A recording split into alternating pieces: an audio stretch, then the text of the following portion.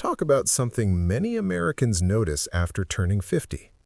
You haven't drastically changed how you eat, but your body feels different. Blood pressure creeps up, cholesterol numbers rise, blood sugar becomes harder to control, muscle mass slowly declines, sleep becomes lighter. According to longevity physician Dr. Peter Attia, one of the biggest shifts after midlife is declining insulin sensitivity combined with gradual muscle loss. After 50, this process becomes more noticeable. That means certain everyday foods begin affecting your body differently. The first category is processed breakfast foods. Cereal, flavored oatmeal packets, muffins, bagels and pastries, and sweetened yogurt are common across the United States. They're convenient and often marketed as whole grain or heart healthy.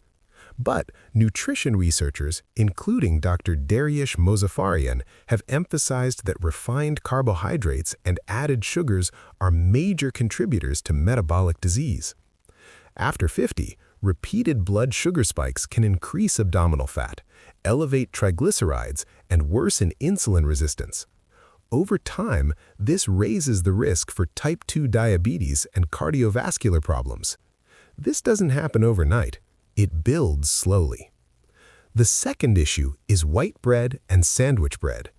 The classic sandwich and chips lunch feels simple and harmless, but refined flour converts rapidly into glucose in the bloodstream. Processed deli meats are often high in sodium.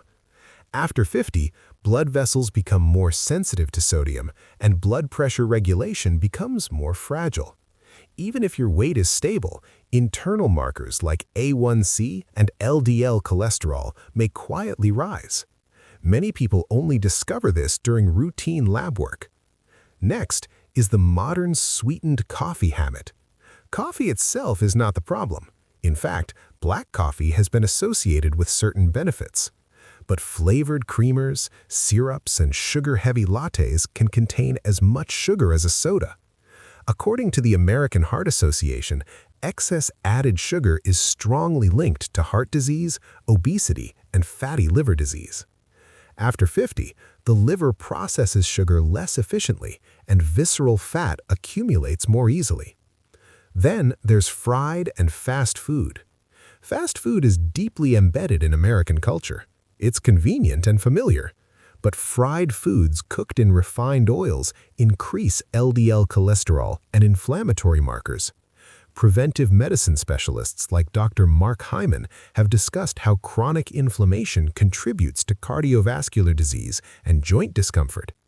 Heart disease remains the leading cause of death in the United States, particularly after age 50. The risk builds gradually through repeated exposure. Another overlooked factor is late-night snacking. Research in circadian biology shows that insulin sensitivity decreases at night. After 50, sleep cycles are naturally lighter and more fragile. Eating late may lead to poor sleep quality, higher fasting glucose, increased abdominal fat, and elevated blood pressure. Sleep becomes your strongest health protector after 50. Disrupting it consistently has measurable consequences. Then there's alcohol as a daily habit.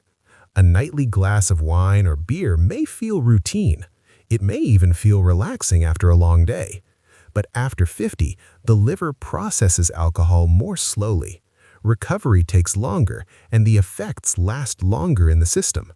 Regular alcohol intake can raise blood pressure, disrupt deep sleep cycles, increase the risk of atrial fibrillation, and promote abdominal fat storage. Sleep disruption alone can impact blood sugar regulation and heart health over time. Moderation becomes increasingly important at this stage of life, not because alcohol suddenly becomes dangerous, but because your body's tolerance and recovery capacity change. And there's another issue that many people overlook entirely: low protein intake. After 50, muscle loss accelerates, a process known as sarcopenia. This isn't dramatic at first, it happens gradually, but over time, inadequate protein intake contributes to weakness, slower metabolism, higher fall risk, and reduced independence. Muscle mass is strongly associated with longevity, balance, and metabolic stability. Maintaining muscle after 50 isn't about bodybuilding. It's about preserving strength, mobility, and independence for the decades ahead. Ensuring adequate protein intake becomes one of the most important nutritional strategies in this stage of life. And here's the most important point. It's not about eating these foods occasionally. It's about eating them consistently. The human body is resilient, even after 50, but recovery capacity decreases with age. Small daily metabolic stress adds up over years. The good news is, clinical research consistently shows that modest dietary improvements, increasing fiber intake, balancing protein, reducing refined carbohydrates, improving meal timing, can improve metabolic markers within weeks. You don't need extreme dieting. You need consistent, informed choices. Again, this content is educational. If you have concerns about cholesterol, blood sugar, or blood pressure, consult a licensed healthcare professional. Because aging is inevitable, but accelerated decline is not. Now I'd like to hear from you. If you're over 50, what changes have you noticed in your body over the years? Are there certain foods that no longer make you feel the way they used to? Do you think diet becomes more important after 50 than exercise? Or are they equally important? Share your thoughts in the comments below. Your experience may help someone else navigating this stage of life. Because after 50, we're not trying to look younger. We're trying to stay strong, sharp, and independent for as long as possible. And the choices you make today shape how you feel at 60, 70, and beyond.